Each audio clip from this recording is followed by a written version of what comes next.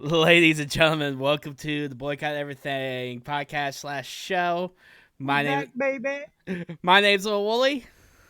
That's Rev over there to my right. Me? I'm Yeah, Rev? Wait, yeah, wait. I should have done that since my name's on my wrist.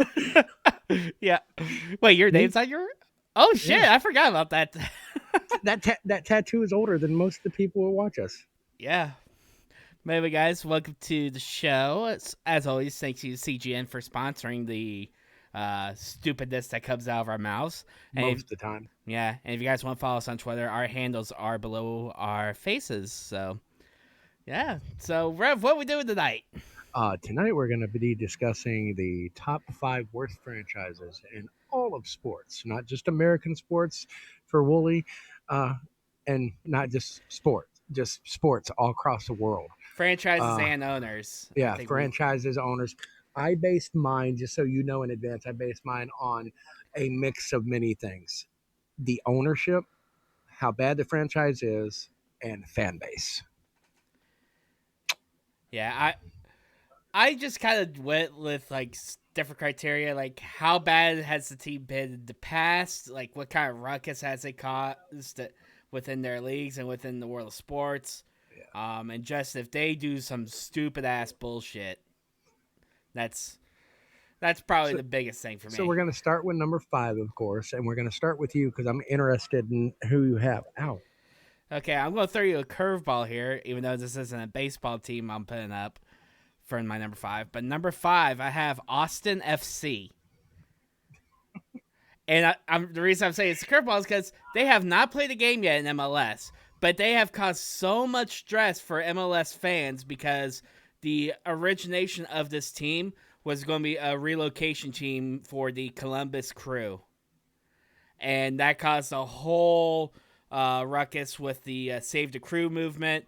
Their owner now, who used to be the owner of the Columbus Crew, who now owns Austin FC, is basically become the public enemy number one, essentially, amongst MLS owners.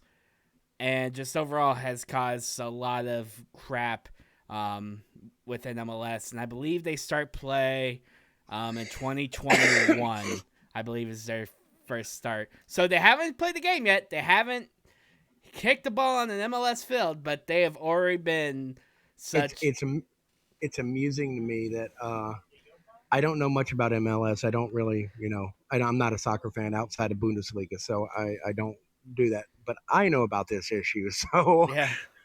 Yeah, I was about to say, if you don't pay attention to MLS, or even if you don't pay attention to soccer, you may have heard about this story and about this team.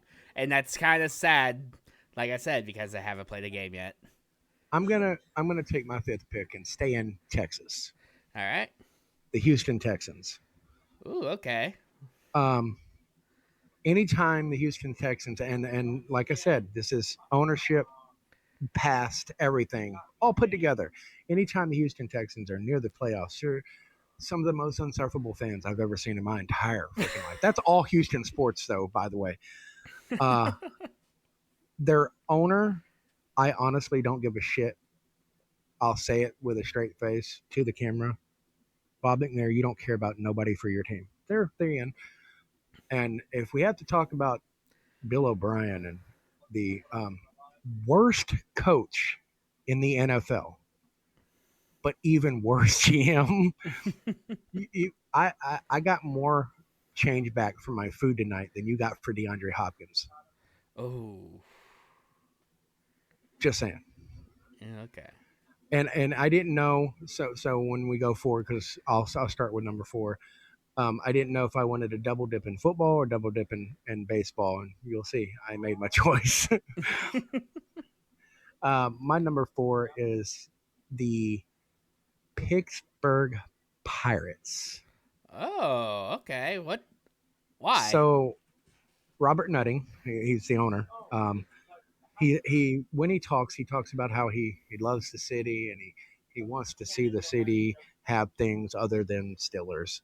And uh, one, I think he forgets there's another team that plays there, the Penguins, that's ran by a really good ownership group. Mm-hmm. So that blows my mind. But this is a team in its history. Remember, history, franchise owners, fan base that lost Barry Bonds for nothing, Mm-hmm. had a generational talent with McCutcheon signed for them for years and got nothing when he left.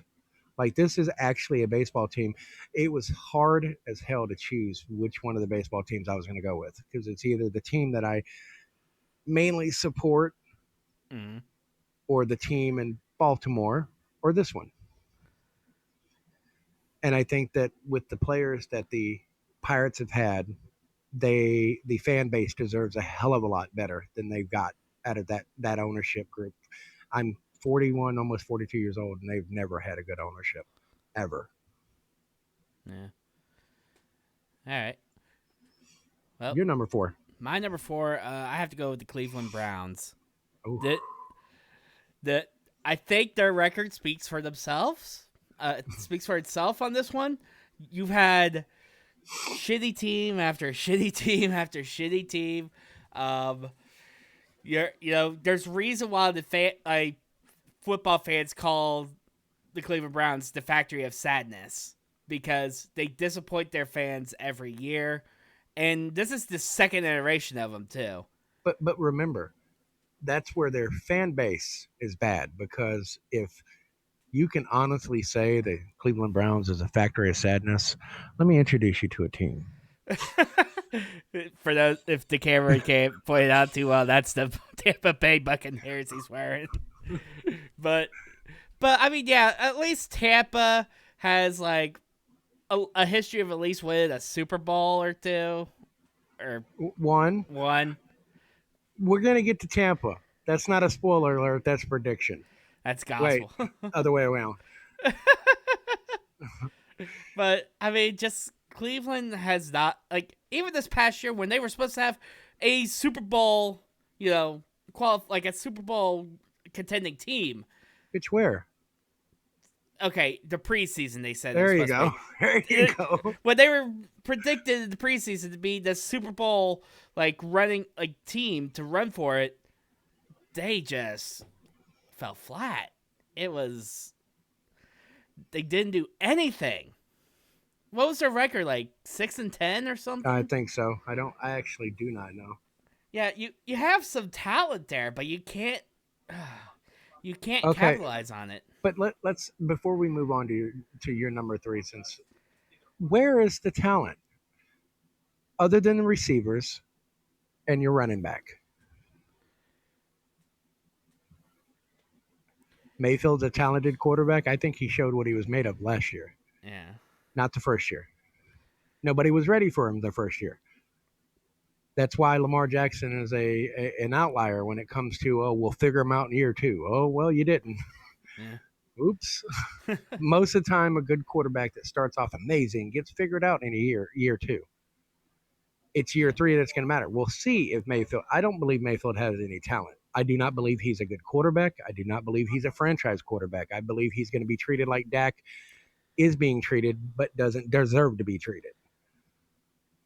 They're going to franchise tag his ass till they get another quarterback that they can ruin. I mean, put in that place. Yeah. All All right. right. My number 3, Yep. the Miami Marlins. This is a team that has a history of being cheap on the payroll while also demanding tax dollars for stadiums that they could easily afford. Like, That sounds like a Tampa thing to do too. Damn yeah. it. But yeah, I think if there's any team that has really kind of fucked over the city and just over and over again just burn the team to the ground and try to rebuild it back up constantly, like, it's Miami. They don't give the fans a good product on the field, but they demand their tax dollars to build them these fancy stadiums. Like, is it Miami that has the fucking fish tank around the entire goddamn? I I think that, and they had the dolphin statue in the middle. Yeah, it's like, Weird yeah, stuff. it's weird things to spend your money on, and it's like they can afford the stuff. Like, I think they were asked to open their books whenever they asked for the money, and they just said no, we're not No, going to we're open our good. books. We're good. Yeah, we're good. Yeah, it's just give us tax money. So yeah, I was my going through. I they're not the worst team in the state. That's my opinion, though. But that's just being a very sad, heartbroken Tampa Bay Ray fan. So yeah, that personal choice. You have the Marlins, and I tend to agree with you. That's another horrible team. Baseball has a lot of those, and that's an underlying theme of the video I have coming up of what's wrong with baseball and how can we fix it. Because I understand the world's dark and everything, but eventually things are going to get back to the way it was. yeah, And it's clear that baseball is now the fourth in the row of sports now. It's made it clear because nobody, true baseball fans, true sports fans, really are not showing me they give a shit about baseball. They're watching replays of hockey games. yeah, I'm just yeah. saying. Speaking of hockey, my number three is, well, we can't say because we didn't get to see it yet, but the Arizona Coyotes. Ooh, Hmm, um, do you yikes. really, if you're watching this, that means you know a little bit about sports. Do you really not understand how bad that ownership was until 2019? Do you not understand how horrible that franchise was? Like every free agency was a shit show of you losing your best person Mm-hmm. and for nothing. Every every deal y'all made for your stadium was bad. Like everything about that team just stunk. And Wayne Gretzky didn't help. Yeah, Didn't even take the stink off. Not even a little bit. yeah, but That's Gretzky as a head coach. What? I mean, sometimes it works. Eh, not that time. So my number two, I'm gonna move to my number two because my one and two are there is a squish between three, four, and five for me. They're all about the same. They're about this close together, and they cannot intermingle and intertriangle. Some people are gonna say Houston right now is three because of this, but my number one and two are so fucking clear. One and two in the country, in the world, it's sick. Unfortunately, my number two is the Tampa Bay Buccaneers. Your team. I have a Buccaneers tattoo on my arm. I don't know if, yeah, there it is. Yep. Uh, I am a diehard Buccaneers fan. 36% win percentage in its entirety. The worst winning percentage in all of professional sports anywhere in the world. Period. Your statement about winning a Super Bowl. That's super. That was a bullshit coach taking a team that another man built and playing against his former team and getting there. And then some say he systematically destroyed that team, but he didn't systematically. He suspended our best receiver the next year, got rid of Sapp, treated Rondé Barber and Derek Brooks like absolute garbage, treated the people that made that team what it was like crap. Then I was like, okay, Gruden's gone, things are going to get better. Then I realized the Glazers still own us. We still suck because our owner is spending more time in England with his soccer team. He doesn't give a shit about anything we do. We hire mediocre coaches to do mediocre jobs. We draft high, high ranked quarterbacks that suck. And then I didn't realize how bad our fan base was until about a week ago. There's people wishing bad things about Tom Brady. You realize I am 41 years old. I've been a fan of this team for 30 years. I don't remember at any point in time, Wooly, ever, people being excited about coming to play for Tampa. Ever. They are right now. Why would you wish bad on that?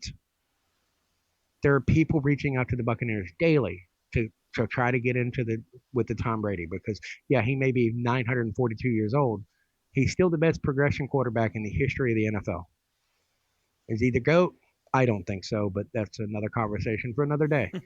But he's the best progression quarterback in the entire NFL. And I have friends and people I love dearly that's just like, they treated Jameis wrong. Let me tell you the story of Warwick fucking Dunn.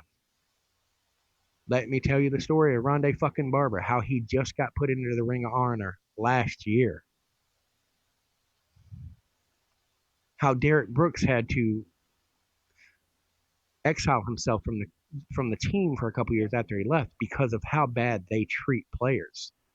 And it's just like, can you understand that we should be happy for once? Yeah, we have Tom Brady. Yeah, he's a cheating piece of shit. Yeah, he was a Patriots quarterback. But somebody wanted to come play for us for once. And what my number two and my number one have in common is neither team ever have free agents that want to come play for us unless they throw a bunch of money at us. Because you're a football fan. Can you remember any big name free agents Tampa signed? Bo Jackson said, no, I'm not playing for you. Steve Young left as soon as they could. Yeah, I can't think of anything. Our big one is Alvin Harper, who was a shell of himself from Tampa and showed immediately that Michael Irvin was by far the best receiver in the league and on that team at the time. Mm-hmm. So my number two is Tampa. And yours? All right, now my top two are both just owners. Oh, I know where one of them lives. Yeah. So number two, I have Eugene Melnick, who is the owner of the Ottawa Senators. Mm. If you follow hockey to a degree, if there's a market that just has had a crappy owner, that has had an owner that has alienated his fan base, who has just not put a good product on the ice, it's Melnick. There were situations like they had an outdoor game like last year, the year before, and like the night before, like right before the alumni game they were having that night, he goes, "Yeah, we just haven't gotten support for Ottawa. Might move and blah blah blah blah blah." Like, what are you doing, man? Like, What was that accent? I don't know. I don't know, but it's like, dude, you should be like, lifting up the city. You should be lifting up the team. And yet here you are, you're bitching about, the bottom line, not being where you want it to be. You're complaining about fans not showing up. You're complaining about this. You're complaining about that. It's like you have a perfect opportunity to lift the team up and to try to, stir up some interest to get to hockey games, and you just don't. You have threatened to move the team to Seattle. You've threatened to do all sorts of stuff about relocating the team out of Ottawa, and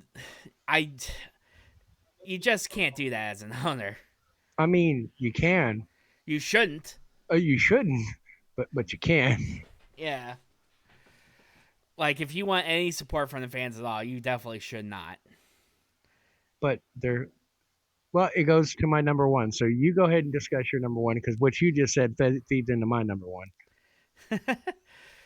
Well, once I say my number one, you are not going to be surprised by this. But number one, Stan Kroenke. Yeah. You son of a bitch.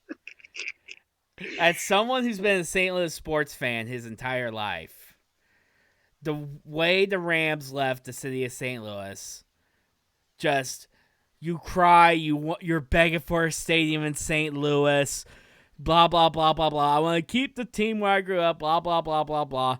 We give you an offer that for everything you asked for. And more. And more. And more. And you still move the team to LA. And then there's also, it's not just he's done this to the Rams. He's also, I guess, now like majority owner or something of Arsenal. Yep. And apparently the Arsenal fans now aren't happy. I guess he's been really like cutting that team down a bit. If you go back to the Rams, he's such a cheap bastard that he just stole the Chargers logo and put it over LA and thought it would be really cool. Yeah, and then they just cut Todd Gurley too. Oh my god! And that just This offseason in NFL has been wild with people showing their true colors. I think like the only team that he owns right now that actually does any sort of good is the Colorado Avalanche, and even then, I think that's more his son running things. It is, and plus, I think that there's a good coach in place there. Yeah, And there's a good GM in place there that causes that. yeah, and that's the only reason they're doing Yeah. well. Everything else he's touched, he has ruined in one way, shape, or form, and it's one of those things like I just hate him from the St. Louis area. I hate the bastard, and not to mention like he's like there a story of him. He owns a ranch down in Texas, and he used eminent domain to kick people who lived and house on that property out, and that led to like one farmer committing suicide or something. Yep. That's what I Like heard too. like this Kroenke is like out of all sports owners, just it's kind of a representation of pure evil. No, I got you beat there. You ready? Okay, I want to hear this. The New York James Dolans. I mean, sorry. It's supposed to be the Knicks, but it's not. Oh. And that once again, this everything what I have to say here goes to everything I said, plus everything he has said about all of his 5 franchise, all in one man. This is a man that kicked Spike Lee, somebody that has spent millions and hundreds of millions of dollars on your franchise out because you didn't send him an email to let him know he couldn't go in a certain way. Charles Oakley, who carried your team alongside of fucking Charlie Ward and Patrick Ewing, you kicked him out. You kick people out for booing, saying sell the team. You kick people like, and nobody in the NBA wants to go play for you. No, like it's Tampa Bay, but times 10. Mhm. And if you don't want to even talk about the history, let's just go back this offseason. You didn't even offer Kevin Durant, the best basketball player in the fucking world, money when he clearly wanted to play there. And then if you go to the fans,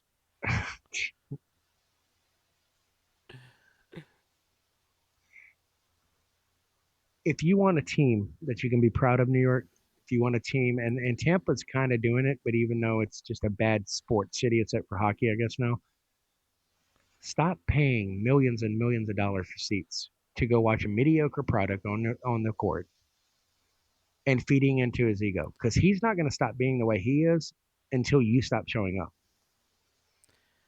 Yeah, I was about to say you got plenty of sports options in New York. You got the Yankees, you got The the Brooklyn Mets, fucking Nets. the Nets. Yeah. I'm sorry. The best basketball team in the Northeast starting next year, if we have a season, is the Brooklyn Nets. And Kyrie don't even have to be there. Y'all can tout, oh, LeBron James, oh, Kawhi. Kevin Durant is the best basketball player in the world. Yeah. And you didn't even offer him money. Like, that's the part that blows my mind. You offered him nothing. You did nothing to help your team. You got rid of young talent to clear cap space and then did nothing. I am shocked by the absolute. Aren't they the second most or the most expensive money making team in the world?